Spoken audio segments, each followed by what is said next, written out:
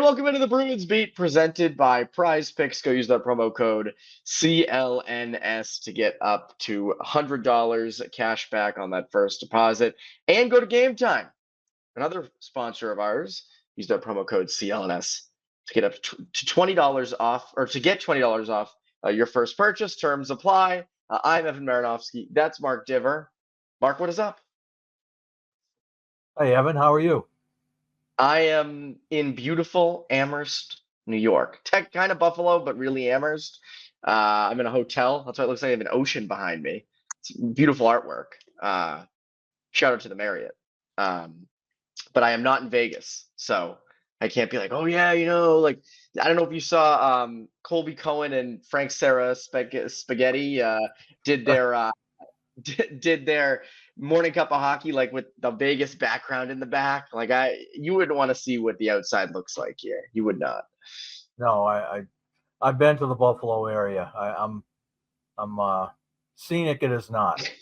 It is not even close. I am here for Select 17 camp, which is a good thing I came last year, Mark, because I saw one of the Bruins draft picks this year. There you go. Last year. So we'll talk about him in a bit. That's Elliott Groenewold. It's like I always say, it always pays to go to the rink. It does. And whether if anyone knows that, it's you. Whether it's in Massachusetts or in Amherst, New York. Exactly. And you have been doing this a lot longer than me and are much better at it than I am. But you've been watching talent come up for quite a long time. I want to get to that. And this is where I want to start, because we're getting to free agency. I know that's what, a lot of the focus is going to be on. But let's talk draft. Bruins get the 25th pick last week. Immediately we start going like, huh. And you and I, for those who don't know, and I think everybody knows at this point, you and I are in the rinks together a lot. We watch a lot of games together, and we happen to see St. Andrews College quite a bit this year because they come down and they will play in the St. Sebastian's Christmas tournament. They will play, they'll play Kimball Union up in Exeter. They'll play at Warrior. They'll play like Mount, those teams. Yep. And we would go and we would always be like, oh, there's that Dean Letourneau. He's 6'7" and, really good. And there'd be a million scouts and some GMs when we'd go. And we always used to say, damn, it's a shame he's playing at Warrior and the Bruins don't have a first round pick because here's a guy. And his commitment was Northeastern. Then it went to BC. Bruins took him 25th. You and I were stunned. What was your reaction? And what is your reaction to it? Well, I was stunned, and thinking back to those times we watched him, I think a lot of the time was, if this kid can put it, or not the statement, not the question, if this kid can put it all together, he could really be something. But watching him in prep hockey, it didn't always come together in those games. So. I was surprised that the Bruins took him because I thought they had their eyes on other players, and maybe they did, and they weren't available at 25. But I'm coming around to liking the pick because I think they don't have a guy like that. Nobody has a guy like that, really. And if he can. If he can put it together, like I said, they could really have something. If he doesn't, then I don't know. They still got a 6'7" guy that can maybe play in a lower line role. I don't know, but I'm good with the pick. I was shocked, like you said, at first because I didn't see it coming. But having thought about it for 24 hours or so here, I'm happy with it, and I'm curious to see how he looks at Warrior on Monday. I am fascinated by this. This is a big thing. I am fascinated to see what he looks like on Monday at Warrior, and I'm fascinated to see what he looks like this year at BC. What is their plan? Are they going to put him on the second line? We know James Hagan is going to be the first line center most likely. We know Ryan Leonard. The plan is still for him to come back. As of now, that could change. Don't know what's going to happen at Capitals development camp. Maybe they'll hold him hostage and be like, you cannot leave. You have to play with P.L. Dubois. You must. This is an essential part of your development. But I am fascinated to see what they do with him there. When I first mentioned Dean Letourneau as a name to keep an eye on Poke the Bear last week with Connor, my first reaction was Bruins should maybe steer clear of this kid. And that was mainly because there were other centers like Sasha Boisvert, who I liked, and some Yeah. others who might be in that area that, have that high upside, but might be a little bit more of a sure thing. And as the week rolled on, I kept thinking about it. And I was like, if this hits, that's a huge hit. And I like the idea of them taking a big swing. I do. I like the Yeah. idea that they went up there to the plate with the 25th pick and said, we're not just going to take a sure thing. We're not going to take someone who, more likely than not will be a very serviceable NHLer. Like, we need a number one center, a franchise number one. And of the guys at 25 that were available, he has the highest upside from what I know. And I think they definitely felt that way. And he's a unicorn. He's 6'7". He's skilled. He has a great shot. You and I have talked about this many times. Going to need to compete to get up there. Going to need to be, consistent every shift. Going to probably need to put on a lot of muscle, a lot more muscle. We'll see that quite a bit in the college hockey season. But this is a project, and that's okay. That's okay to me. You'll compete while he's developing. The question is it 3 years? Is it 4? Is it 5? I'm okay with letting this thing, see how far it can go. Right. I mean, is it fair to wonder if Don Sweeney and Jim Montgomery will still be in their current jobs by the time this guy is ready? Maybe that's a fair question. But it could take that. It could take, like you say, we don't know how long it's going to take. It could take a few years, and you never know what's going to happen. But they, I'm not sure about the Tage Thompson comparison. Like that's the high end, maybe. I don't know. Well, I don't know. What am I talking about? Nobody knows how this kid's going to turn out. If he could be, 3/4 of Tage Thompson, I think would take that.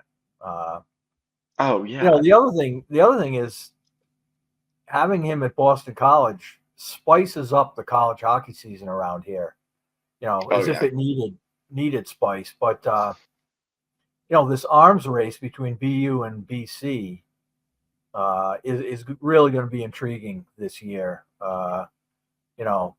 I'm assuming Celebrini's gone, but they have Yzerman, they have Hagens, they have Stiga.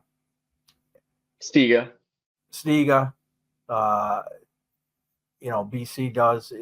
It's just going to be very interesting week in and week out to see how these guys produce, at the opposite ends of Com Ave. And Letourneau, being a Bruins pick, makes it even more interesting.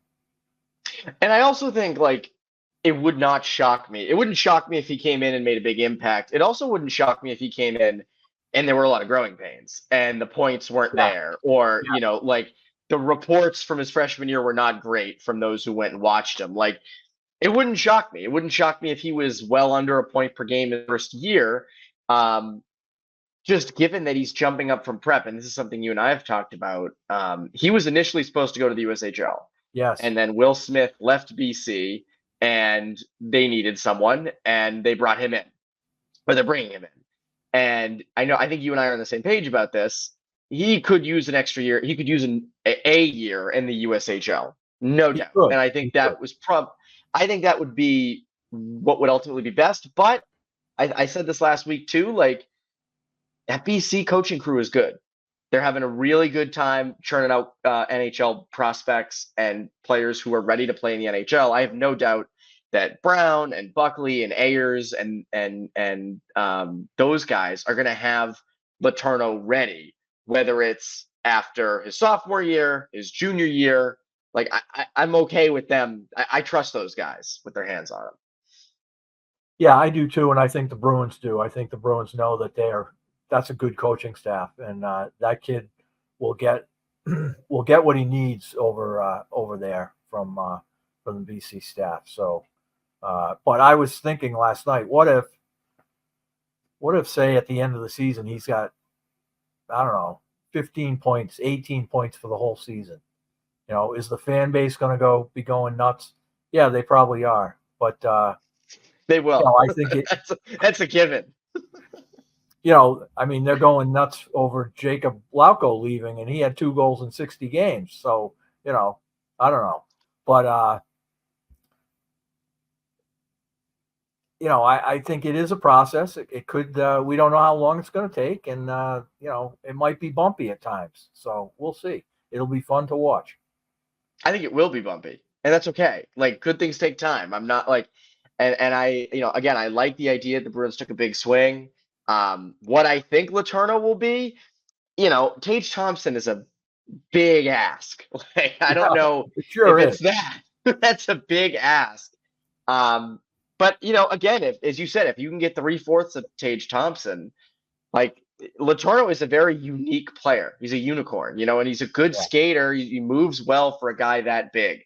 So I go back to, he's, if it works, it works. Like, if that's your number 1 center, if that pans out, that's a really good pick at 25.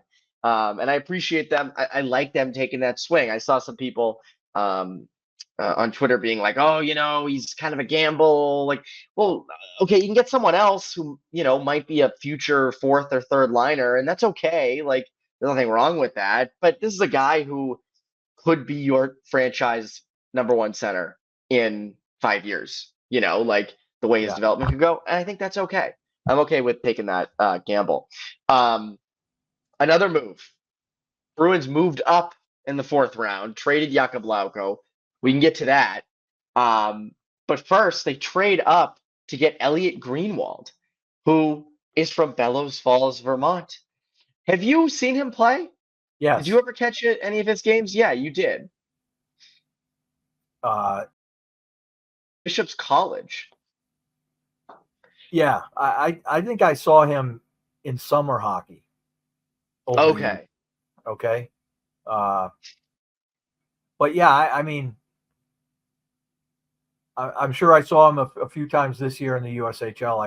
I can't say for sure. I watched some of those games. But I like the pick. He's big. He's a defender. I think he's got a shot. He's going to Quinnipiac. That's a good program. He'll get what he needs there. In terms of competing, Quinnipiac always competes. So he will be fine. He's going to a good place. He'll be in good hands. So they must really feel strongly to trade up, even though it wasn't a massive jump. But I don't know. When's the last time the Bruins traded up? Even in the 4th round, I don't know. It's been a while. I don't remember. I don't know if that is all that significant, but hey, they felt strongly enough to do it. So I'm okay with the pick, and again, in terms of watching college hockey, here's another guy we can see on a regular basis in our backyard, and that's never a bad thing. No, it's not. I think I actually saw him at Select 17 camp last year, and he was phenomenal for New England. And so the New England region actually won the whole thing last year over Trevor Connolly in the Pacific. It was, I think, it was like a 6-5 game. Greenwald's phenomenal defender, great stick. I don't remember a lot of physicality. Like, I don't remember him, laying guys out or anything. I mean, he's definitely physical, not afraid to, but like, it's his stick, it's his hockey sense. I think this is a guy, and I've said this before, I think he's going to be a for sure pro. Like, I think this is a guy that will projects well to not just college, but the NHL. Plug in, and he's responsible. He has the size, all those things. I like that. And to get him in the 4th round, I think he was, I think like some mocks had him in the 3rd. Some had him ranked high. Again, those mid-round guys are ranked in a million different places. Like, everyone's got him different. But I kind of had him probably as a 3rd or 4th round candidate. They get him earlier in the 4th round. I like the pick.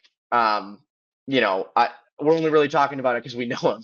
Like if this is another fourth rounder, I'd be like, oh, we'll see.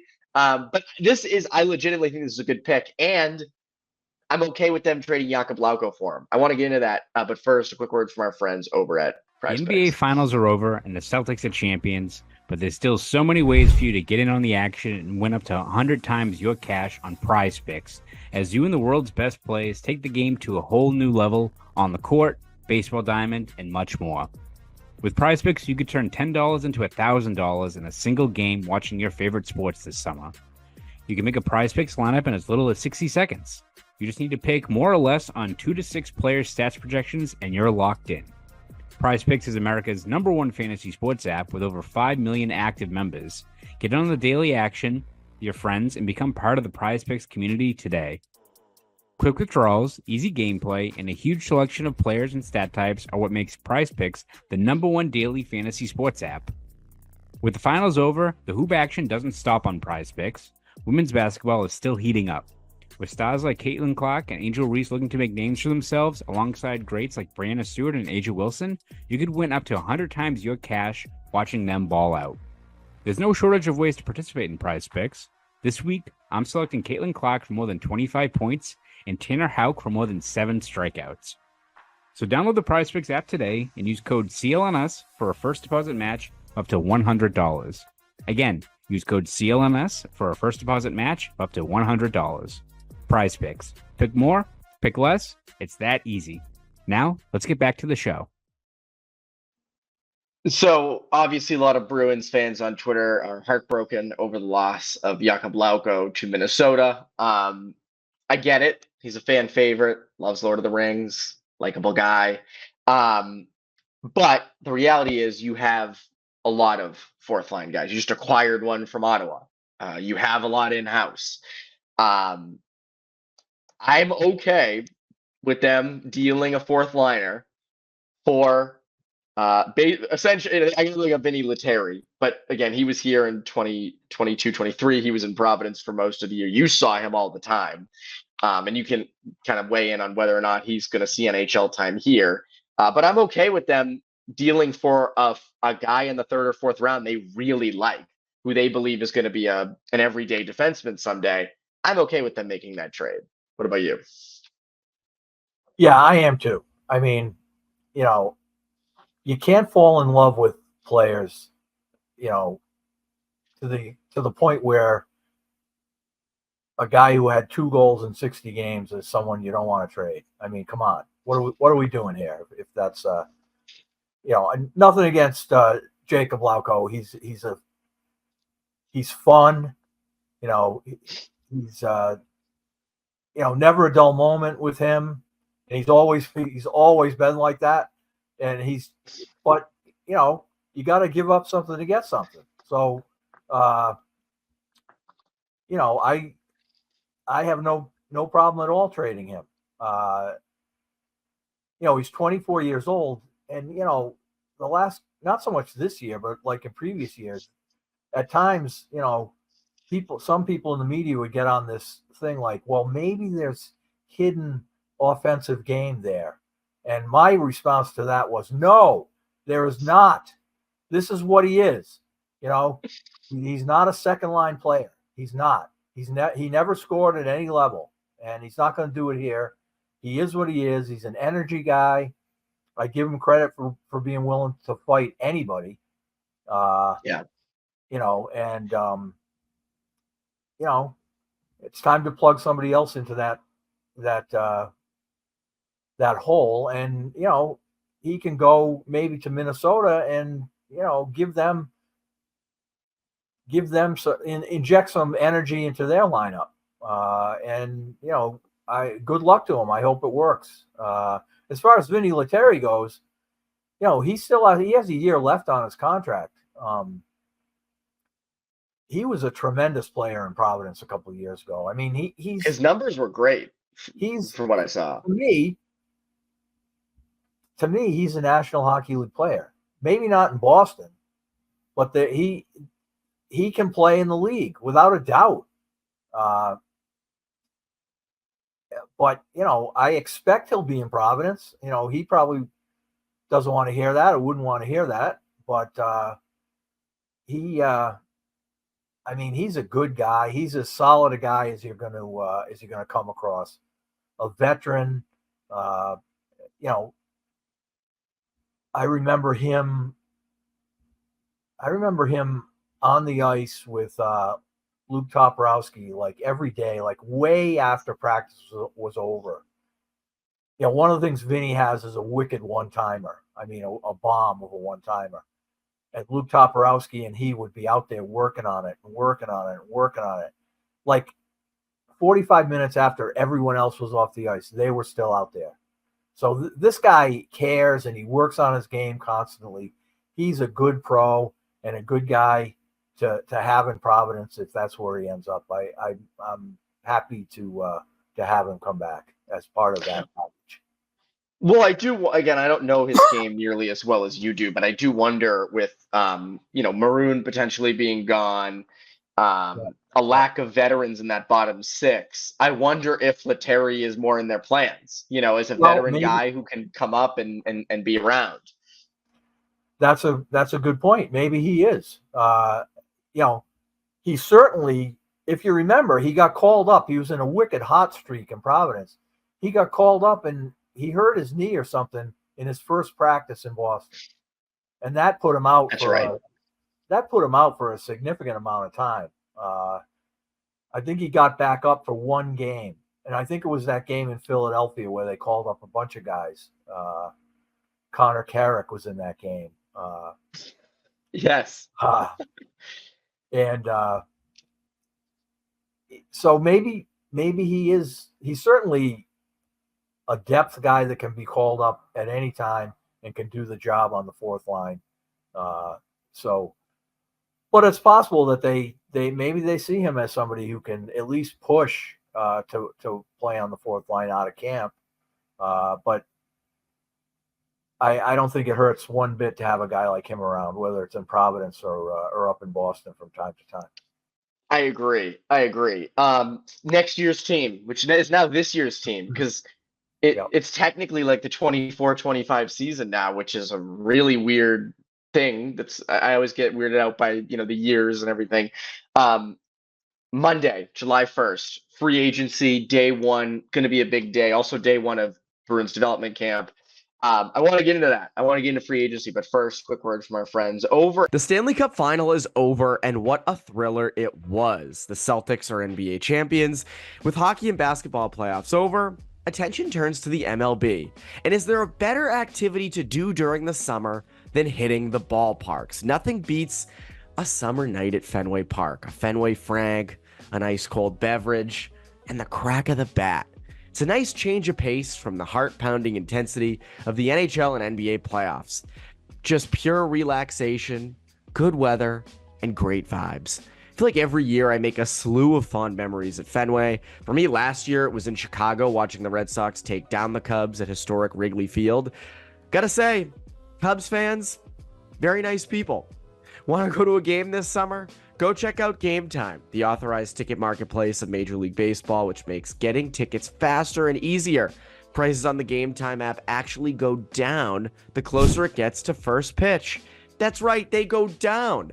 I love how easy to navigate the app is. The flash deals are awesome if you want to go to a game last minute. It's the perfect place. Save up to 60% off buying last minute tickets for sports, concerts, comedy, theater, etc. Not to mention the views from all seats in the venue. Take the guesswork out of buying MLB tickets with Game Time. Download the Game Time app, create an account, and use code CLNS for $20 off your first purchase. Terms apply. Again, create an account and redeem code CLNS for $20 off. Download Game Time today. Last minute tickets, lowest price, guaranteed. Now, back to the show. So as the ads play, we can see each other, what we're doing. You have the red line report next to you, don't you? Yes, I do. You do. Yes. And that's the red line report's been around a long time, right? As like a draft analysis thing. Yep. Yes, it's been around a very long time. If it's easy to find, would you be able to see what they said about Dean Letourneau?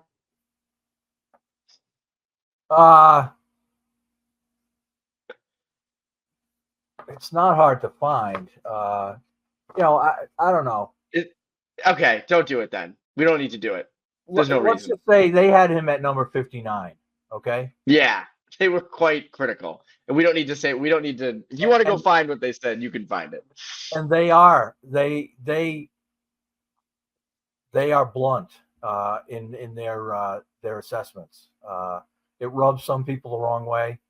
But the guy's been doing it for a long time. He's got credibility in the industry. So I don't. I take what he says and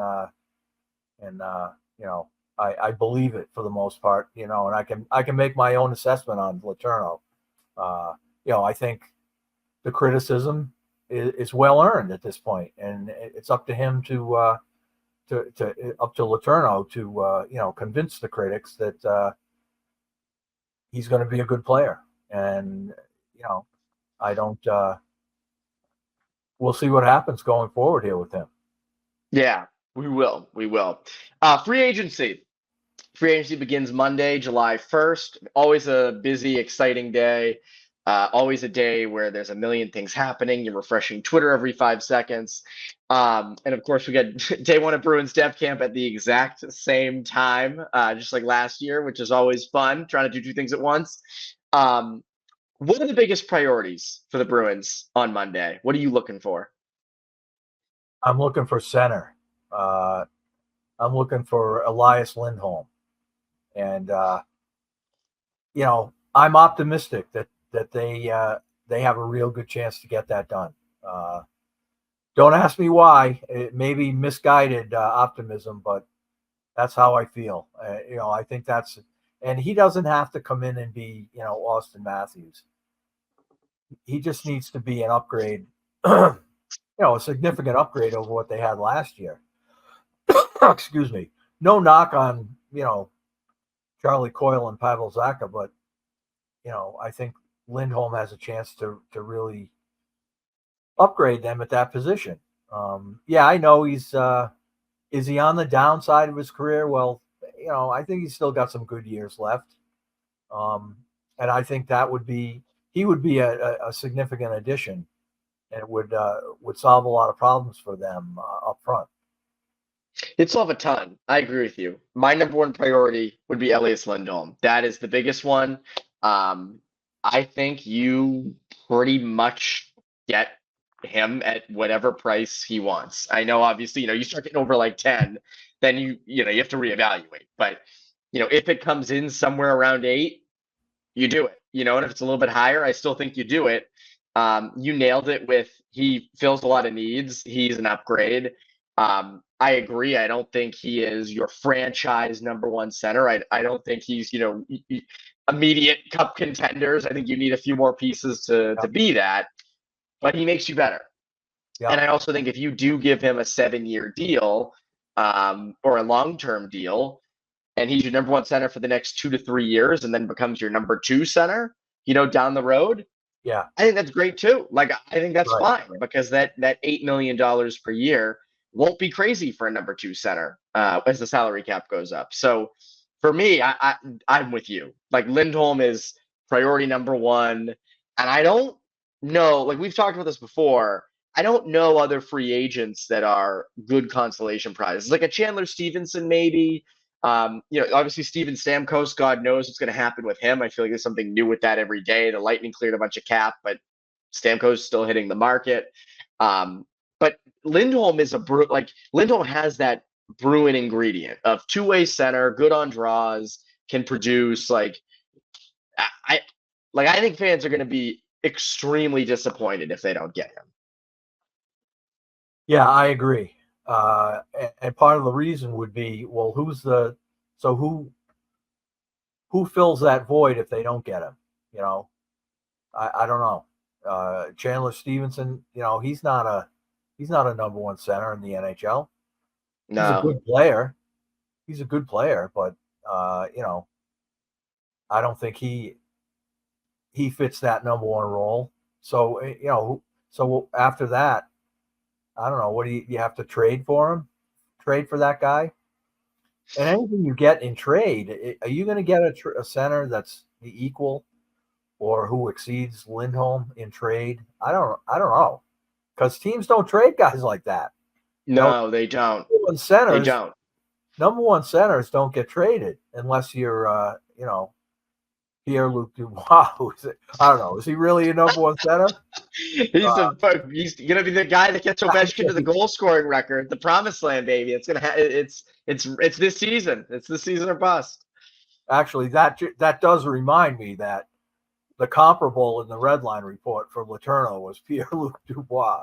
So. Oh no! That's not good. Oh man! So, oh boy! Well, but yeah, I agree with you, and I think it's got to be Lindholm. Lindholm's got to be your guy. And by the way, a lot of reporting from reputable places have the Bruins linked to Lindholm pretty strongly. So I don't think they get outmuscled. Like, I know Vancouver wanted to re-sign him. I don't know if they get it done. I just think they've got they have top 6 centers already. This is the Bruins' number one need. They have $23.96 million in cap space. Re-sign Swayman, sign Lindholm. Those are your two big things. You can do that with that money. And then so let's just say Lindholm comes in at $8 million. Yeah. And let's say Swayman comes in at $8 million. Let's just say they're at 6. That's 16. And that leaves them with about $7.96 million. I'm going off Bruins cap space on Twitter because I don't know if I can trust Cap Friendly anymore with them being bought out by the Capitals and their days are numbered. So Bruins cap space on Twitter, $23.96 million in cap space. After those two deals I just mentioned, that would come down to about $7.96 to $8 million in cap space. With that remaining bit, what are you looking for out of that? I think there's a pretty obvious answer, but I'm curious what you're looking for out of that. Well, I think you need a scoring winger. You got to replace Jake. You got to replace Jake DeBrusk's goals. So I think you can't just say, I don't think, we'll let everyone else will have to pick up the slack. You can say that, but I don't think that's going to work. So you got to internal competition. That's what it is. Internal. Right. Love the internal competition. So who do you turn to fill that void? Tyler Toffoli is a scoring winger. I don't know who else. Off the top of my head, why not Patrick Kane? Well, probably because it costs too much money. But yeah, wouldn't that excite Bruins Nation if they somehow were able to do that? I don't think they will. I think it sounds like he's got his eye on New York or Detroit. So I don't expect that to happen. But past Toffoli, I don't know. I don't have the free agent list in front of me. But it's got to be somebody like that. Somebody like that. Yeah. I mean, again, I think Toffoli is the perfect target. Just a goal scorer. Like, that's what you need. A guy who can finish. Your power play could use that. 5-on-5, you could use that. But I also think, like, if you could somehow get a Toffoli, I've said this before, a Toffoli and an Anthony Duclair, that style of forward, that style of winger. Or, I don't think you can do both because I think that's not going to be able to work in that cap space. Thanks for getting Jonas Korpisalo's contract. But like Tyler Bertuzzi, if it was a Bertuzzi and a Toffoli, or Bertuzzi and a Duclair, or Duclair and a Toffoli, like, I would love that. I think that would boost them up a lot offensively. I don't think they do that. I think they just get one winger. That would be my guess. I think they get one winger and a depth defenseman, a depth left shot guy, which I think they need. I think they need that. I think that would be, like, if I were to rank my priorities, it would be number 1 center, scoring winger, and then at number 3 would be like a third pair left shot, or a guy who could also maybe slot up on the first pair left shot D. I think that's, but I don't know if they have the extra money to do that. Like a Brendan Dillon, are they able to fit him in? I'm not sure. I would love to get him. I'm a big fan of that guy. I wonder if, on a, shopping at the dollar store here, What about Cam Atkinson? It's an interesting one. He's had a terrific career. He has been in his prime. He was a scoring winger. I don't know. I think he was hurt. I think he's had injuries the last couple of years. I think he only had, I don't know how many goals or points he had this year, but, I wonder if a guy like that on a cheap contract would be someone who, kind of in the role that JVR had last year. Yeah. A guy who, if you give him the puck around the net, he's probably putting it in. He's been doing that for years. He went to Boston College. I don't know how far you go with that. He's not a local kid. Another local guy. Yeah. He went to BC. But, there's maybe a guy like him is worth a look. I don't know. I guess that's not a guy you go out and get, I don't think, on the first day of free agency, but maybe down the road, that's something that's worth looking at. I don't know. Well, I don't know what his next contract's going to look like. I don't know what it's going to, cheap money and anything, but, you look at like a Danton Heinen last year, picking him up off the dollar bin, try out, veteran minimum, and he comes in and he plays everywhere in the lineup and he works. Like, could an Atkinson be like that? But I think your JVR point is more his comp of like, here's a guy who's reliable, has been a scoring winger in the past, can be a dependable second or third line, middle six winger. I think that's more. Another one that's been mentioned a lot is Jeff Skinner. That's another one. And that's a guy who I like the underlying numbers are awful defensively. And he's never made the playoffs, correct? Ever. Yeah. Ever, which is crazy. I remember when he was like touted as the next big thing. They had an all-star game in Carolina back in like the early 2010s. And he was like the rookie that was there. And they were like, he's Jeff Skinner. He's the next big thing. Yeah. And he's had a good career, but it's not been to that level. And the story, at the start was like, did you know that he came up as a figure skater, a competitive figure skater? Can you believe it? It's like, okay. But I mean, how long has he been around? 10 years? No playoffs? More. I think more. Than 10 years. I think he's going on like 15. So I don't know. I suppose, you could make a case that, again, a guy like him, he's made a ton of money playing hockey, Yeah. Not playoff hockey, but would he come here for a relatively short money and affordable contract, or is somebody else going to offer him more and he go there? I who knows? You would think that at this point he would be interested in playing in the postseason, right? That seems sense. Like something that would be important to him. And if it those April tee times, though, I mean, those are hard to come by. If it isn't important to him, then I don't want him, right? I mean, come exactly. On. So I don't know. He's worth a discussion for sure. It is. I'm not super keen on it. I think an Atkinson would probably make a lot more sense. But again, if you can pull one of those guys off the dollar bin, and I read Fluto the other day saying that the Bruins and Heinen, they're trying to find, they want to merge an agreement. I like what Heinen brings. I think it's a good thing. If it's more than a certain amount of money, if it's, if you're pushing, $2 million with that, it's like, well, you go find the next Heinen. Yeah, go find the next guy. The next guy. Yeah. Don't let him go get his payday elsewhere. Good for him. We're getting the bag.